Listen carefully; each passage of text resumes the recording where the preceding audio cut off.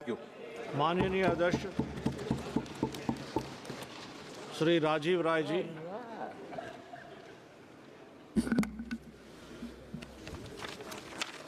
धन्यवाद अध्यक्ष महोदय, मुझे बजट के इस महत्वपूर्ण मौके पर बोलने का मौका देने के लिए। अध्यक्ष जी, अगर आप इस बजट को ध्यान से पढ़ेंगे और समझने की कोशिश करेंगे तो ये बजट कुछ और नहीं, भारतीय जनता पार्टी के झूठे दावों, झूठी बातें और जुमलों को चीख चीख कर आईना दिखाने वाला बजट है। सरकार की गजब की कहानी है। पिछले 10 सालों से 2 करोड़ रोजगार नौकरी हर साल दे रहे हैं। माननीय प्रधानमंत्री जी कुछ दिनों पहले बोले थे कि 3-4 साल में 8 करोड़ नौकरी और रोजगार दे दिए, लेकिन कमाल की बात है कि जो 80 करोड़ लोगों को 5 किलो राशन बरसों से दे रहे हैं, 79 करोड़ 99,09,999 अभी तक नहीं हुआ, 80 करोड़ ही है। दोनों एक साथ कैसे हो सकता है? इससे बड़ा झूठ कुछ हो ही नहीं सकता। माननीय अध्यक्ष जी, जिस सरकार के में 80 करोड़ लोगों को 5 किलो राशन पर सालों साल जिंदा रहना पड़ता है और सरकार अपनी पीठ थपथपाती रहती है, उससे बड़ी शर्मनाक स्थिति कुछ और नहीं हो सकती है।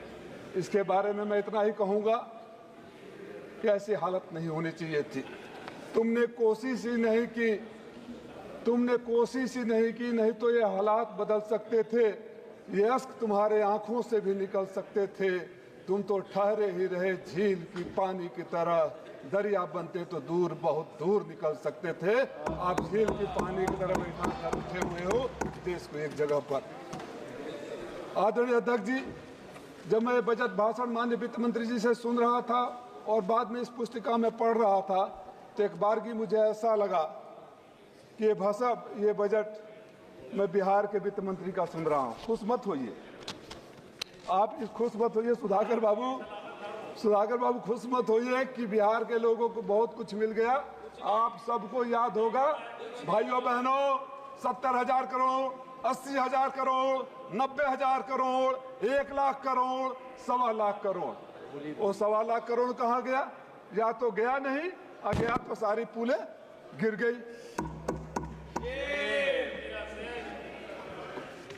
मैं अध्यक्ष जी बड़ा चिंतित हूं 2 बातों को लेकर। एक, मैं उस सरकार के महान सलाहकार को जानना चाहता हूं जिन्होंने पूर्वोदय योजना को बिहार से शुरू किया।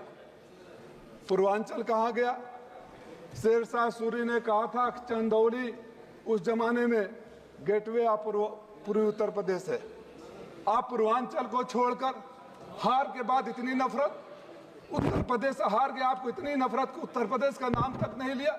मैं आंकड़ों में नहीं जाना चाहता, आंकड़ों के साथ आईना दिखा सकता हूं, लेकिन मैं जानता हूं कि हमारे बहुत सारे साथियों ने आंकड़े पेश किए हैं और सरकार को भी सच समझ में आता है। लेकिन अगर आप पूर्वांचल को छोड़ देंगे और पूरे पूर्वोदय योजना की बात करेंगे, आपने अपने भाषण में उत्तर प्रदेश के लिए कुछ नहीं दिया, हमारे पूर्वांचल को।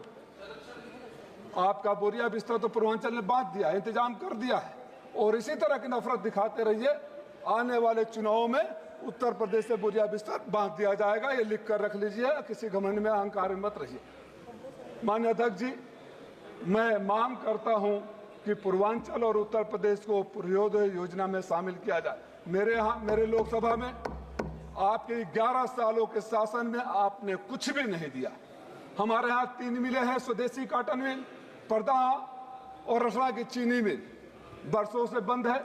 माननीय कपड़ा मंत्री जी ने, वहाँ के मुख्यमंत्री जी ने आज से 7 साल पहले घोषणा कर दिया था चलाने का, और 85 एकड़ एक जगह जमीन, 25 एकड़ एक जगह जमीन लैंड माफिया के गिरद दृष्टि लगी हुई है। मैंने सुना वहाँ प्लाटिंग करने की योजना बनाई जा रही है। मैं आपसे मांग करता हूँ कि इस बजट में मेरे लोकसभा के तीनों मिलों को चालू किया जाए, जिससे वहाँ के लोगों को रोजगार मिल सके। और अगर किसी भी वजह से मिलों को उस हालत में चालू करना संभव नहीं हो, तो वहाँ वैकल्पिक उद्योग लगाया जाए। पूर्वांचल का सबसे पिछड़ा इलाका घोसी है। आप बाढ़ की बात कर रहे हैं, मुझे वो भी समझ में नहीं आ रहा है कि कौन सा वैज्ञानिक बताया कि इनके यहाँ बक्सर में बाढ़ आएगा तो मेरे गांव सुरही बलिया में बाढ़ नहीं आएगा।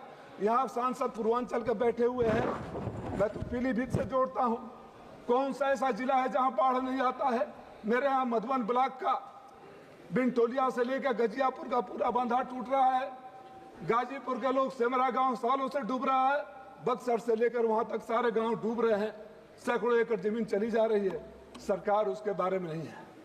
ये सरकार जब बजट को पढ़ेंगे तो ऐसा एहसास होता है ये बजट देश के लिए नहीं, अपने उन दो बैसाखियों के लिए बनाया गया है, जिन बैसाखियों के सहारे ये सरकार अपनी आखिरी सांसें गिन रही है और चलेगी नहीं।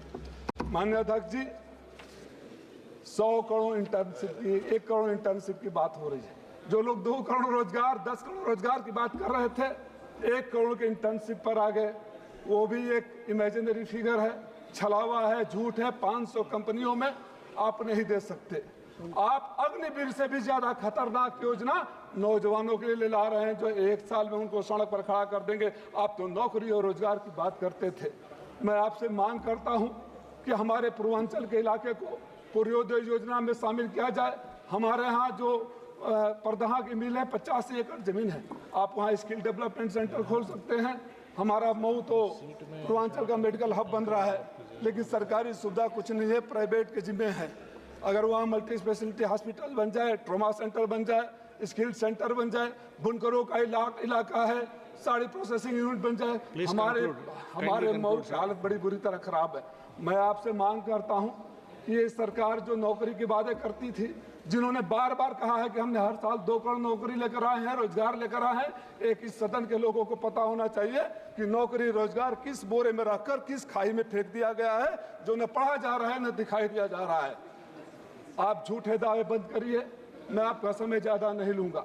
जो झूठे वादे करते हैं, आप बजट में हर साल बातें करते हैं, पिछली बजट की बात नहीं होती है, वो पैसे कहाँ गए? आप तो कुछ इस तरह एहसान करते हैं हुजूर कि अपने बातों से इस आवाम पर कुछ इस तरह एहसान करते हैं।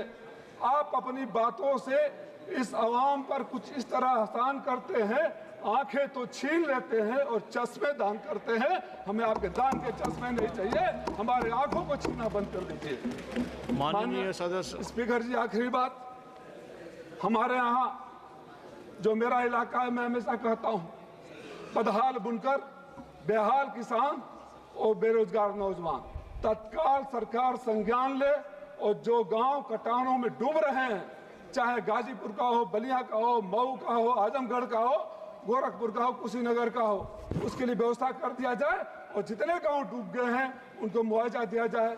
आपने मुझे समय दिया, बहुत सारी बातें बोलनी थी, समय का भाव में नहीं बोल रहा हूं, लेकिन उम्मीद है कि सरकार संवेदना के साथ सुनेगी, समझेगी और हमें भी मौका देगी आगे बढ़ने का। धन्यवाद। माननीय